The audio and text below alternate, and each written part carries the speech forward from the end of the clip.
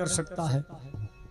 मैया की गोद में बाल कृष्ण सो रहे हैं। आज मैया ने लल्ला को बहुत श्रृंगार कियो,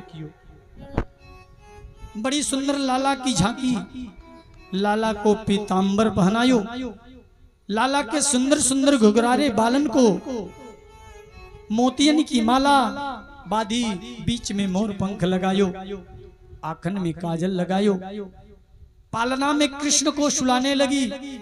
लेकिन ये तो सोवे ही ना।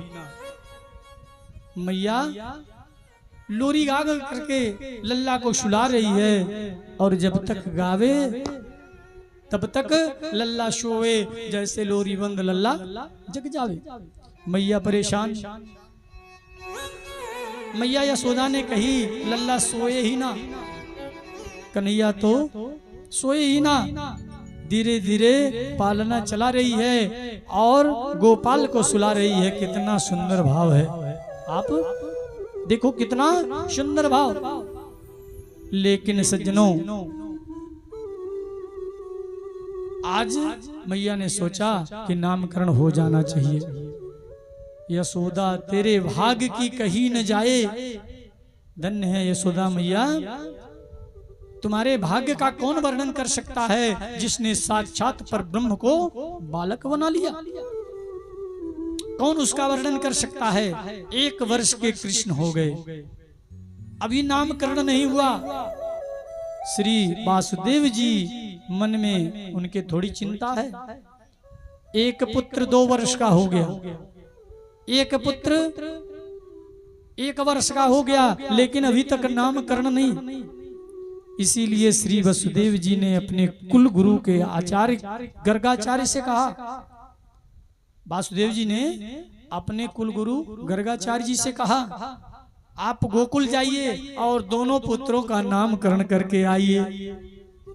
लेकिन नंद जी को ये बात बिल्कुल विदित नहीं होनी चाहिए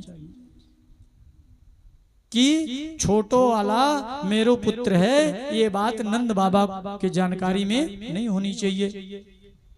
गर्गाचार्य जी बोले, आप निश्चित रहे महाराज, ये बिल्कुल जानकारी नहीं होगी। गर्गाचार्य जी गोकुल आ गए। नंद बाबा ने गर्गाचार्य जी का बहुत स्वागत किया। आओ महाराज, बड़ी कृपा हुई, आप पधारे हमारे वहां। गर्गाचार्य जी बोले, अरे कहीं नामकरण करना, कहीं विवाह कराना, यही हमारा काम है। अब जैसे ही गर्गाचार्य जी ने कहा नामकरण कहीं कराना, सो नंद जी बोले, चोखी याद दिलाई बाबा। अरे लल्ला का नामकरण, मेरे यहाँ भी 2-2 लल्ला, नामकरण किसी का नहीं, अब तो नामकरण कर ही दो। गर्गाचार्य जी बोले, परंतु आपके पुत्रों का नामकरण मैं नहीं कर सकता। यदुनाम महामाचार्य ख्याताश्च भुवि सर्वता, श्रुतं मया संकृतं ते मन्ये देवकी सुतम। असल में मैं नंद जी की, उन्होंने कहा असल में बात यह है नंद जी कि मैं यदुवंशियों का आचार्य हूं। ध्यान दीजिएगा, उन्होंने कहा मैं यदुवंशियों का आचार्य हूं, विशेष करके वासुदेव जी के घर का मैं पंडित हूं। और आपको शायद मालूम होगा कि कंस के मन में यह शंका बैठी हुई है कि देवकी का 8वां बालक मेरा काल होगा। इसीलिए कंस सोचता है कहीं ऐसा तो नहीं कि वासुदेव जी ने अपना 8वां पुत्र गोकुल में भेज दिया है, और उस पर अगर मैं जो है आपके पुत्र का नामकरण कर दूंगा तो कंस का शंका और जो है बलवती हो जाएगा, क्योंकि मैं वासुदेव का कुलगुरु हूं, इसलिए मैं नामकरण नहीं कर सकता। इसका मतलब नंद के घर जो पुत्र है वो वासुदेव का है, फिर कोई ना कोई राक्षस भेज देगा। मैं नामकरण नहीं कर सकता। मैं नहीं चाहता कि मेरी वजह से आपके लल्ला पर कष्ट आवे। नंद जी ने कही, महाराज बात तो ठीक कह रहे हैं, लेकिन कंस को जब पता चलेगा तब तो आप मेरे दोनों पुत्रों का नामकरण करें, कंस को पता ही नहीं चलेगा। गर्गाचार्य जी ने कहा यही तो बात है नंद जी, आप प्रत्येक उत्सव को बड़ी धूमधाम से मनाते हैं, लल्ला का जन्मोत्सव धूमधाम से मनाया तो उसमें पूतना आ गई। आप कोई कार्य ऐसे नहीं मनाते, पूतना आ गई। लल्ला के 6 महीने के उत्सव को मनाया, उसमें सक्तासुर आ गया।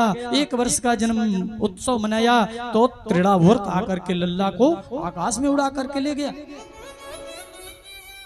यदि आपने नामकरण संस्कार भी इसी धूमधाम से मनाया ना, तो फिर कंस उसी भीड़ में कोई ना कोई राक्षस भेज देगा, आपके पुत्र के जीवन में संकट आ सकता है। नंद जी बोले नहीं महाराज, हम किसी को भी निमंत्रण नहीं देंगे, आप बिल्कुल नामकरण करो, पर लल्ला का नामकरण आपके श्रीमुख से होना चाहिए।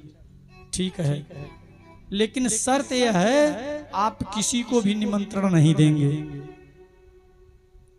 कदाचित किसी को निमंत्रण नहीं देंगे। यशोदा जी नंद ने आकर के कहा देखो देवी, हमारे घर 2-2 लल्ला हैं पर किसी का नामकरण नहीं हुआ है, आप जल्दी जल्दी दोनों बालकों को तैयार करो नामकरण करने के लिए। लेकिन मैया ने सोची, दोनों माताओं ने सोचा कि यदि सच्चा गुरु होगा, सच्चा ज्योतिषी होगा, तभी अपने बच्चे का नामकरण कराऊंगी, नहीं तो नहीं कराऊंगी।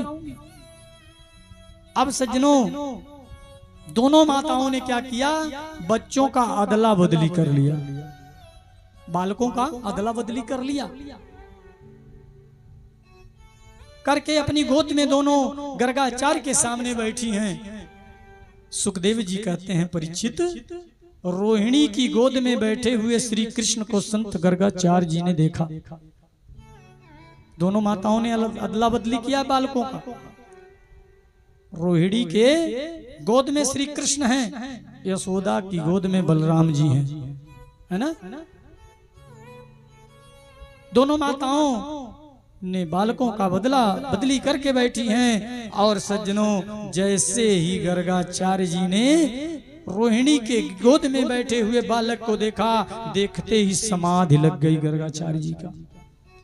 आए थे नामकरण करने, अपना ही नाम भूल गए। इतनी दिव्य झांकी को देख करके, कन्हैया की झांकी को देख करके गर्गाचार्य की समाधि लग गई। और सज्जनों, समाधि 2 प्रकार की होती है, एक ध्यान समाधि, दूसरी त्राटक समाधि। ध्यान समाधि उसे कहते हैं जिसमें आंख बंद हो, श्वास चलती रहे। और त्राटक समाधि उसे कहते हैं जिसमें आंखें तो खुली रहे और मुंह भी खुला रहे, श्वास बंद हो जाए, उसे त्राटक समाधि कहते हैं। गर्गाचार्य ने गोविंद को देखा, सोचा यही तो परब्रह्म है, यही तो परमात्मा है, अब यही तो निर्गुण है।